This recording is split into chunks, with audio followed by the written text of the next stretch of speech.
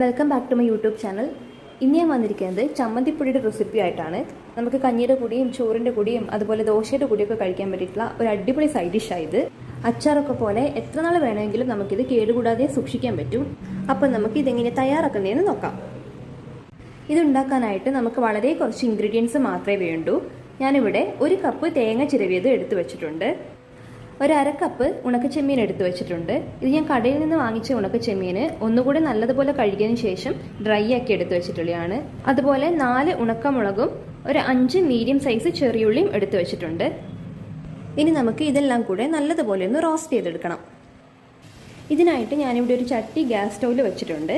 ഞാനിപ്പോൾ ഹൈ ഫ്ലെയിമിലാണ് ഇട്ടിട്ടുള്ളത്.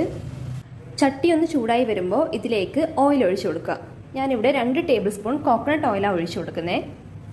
എണ്ണ ഒന്ന് ചെറുതായി ചൂടായി തുടങ്ങുമ്പോൾ ഫ്ലെയിം ലോയിലേക്ക് വെച്ചിട്ട് അതിലേക്ക് നമ്മൾ എടുത്തു വെച്ചിരിക്കുന്ന ഉണക്കമുളകൊന്ന് ഇട്ട് കൊടുക്കാം. ഇതിനി നല്ലതുപോലെ ഒന്ന് റോസ്റ്റ് ചെയ്തെടുക്കാം. ചെറുതായി ഒന്ന് കളറ് മാറി തുടങ്ങുന്നവരെയാണ് നമ്മൾ റോസ്റ്റ് ചെയ്തെടുക്കേണ്ടത്. അപ്പോൾ ഈ ഉണക്കമുളക് നല്ലതുപോലെ ഒന്ന് റോസ്റ്റ് ആയിട്ടുണ്ട്. ഇതിൻ്റെ കളറൊക്കെ ചെറുതായി ഒന്ന് മാറി തുടങ്ങിയിട്ടുണ്ട്. ഇനി നമുക്കിതൊരു പാത്രത്തിലേക്ക് എടുത്തു മാറ്റി വെക്കാം. ഇനി ഇതേ എണ്ണയിലേക്ക് ഉണക്കച്ചെമ്മീൻ ഒന്ന് ഇട്ട് കൊടുത്ത് അത് നല്ലതുപോലെ ഒന്ന് റോസ്റ്റ് ചെയ്തെടുക്കാം.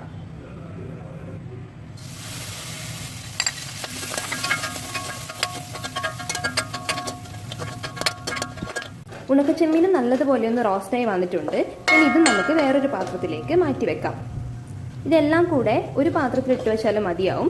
പിന്നീട് നമ്മൾ ഇതെല്ലാം കൂടെ ഒരുമിച്ചാണ് അരച്ചെടുക്കാൻ പോകുന്നത്.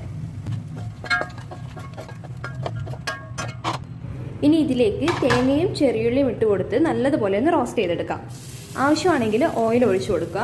ഒരുപാട് ഓയിൽ ഒഴിക്കേണ്ട ആവശ്യമില്ല. തേങ്ങ റോസ്റ്റ് ചെയ്തെടുക്കുമ്പോൾ അതിൽ നിന്ന് ഓയിൽ വന്നോളൂ.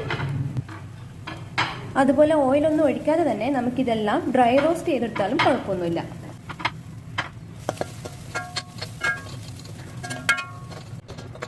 തേങ്ങ ഇതുപോലെ ചെറുതായി ഒന്ന് ബ്രൗൺ കളർ ആവുന്നവരെ റോസ്റ്റ് ചെയ്തെടുത്താൽ മതി. ഒരുപാട് ബ്രൗൺ കളർ ആവേണ്ട ആവശ്യമൊന്നുമില്ല. നമുക്കിനി തേങ്ങയും ഒന്ന് മാറ്റി വെക്കാം. എന്നിട്ട് ഫ്ലെയിം ഒന്ന് ഓഫ് ചെയ്ത് കൊടുക്കാം. ഇനി നമ്മൾ ഈ റോസ്റ്റ് ചെയ്തെടുത്ത ഉണക്കച്ചെമ്മീനും തേങ്ങയും മുളകും ഉള്ളിയും എല്ലാം കൂടെ ഒരു മിക്സിയുടെ ജാറിലേക്ക് ഇട്ട് കൊടുക്കാം. ഇനി ഇതിലേക്ക് ഒരു ചെറിയ കഷ്ണം പുളി ചേർത്ത് കൊടുക്കാം.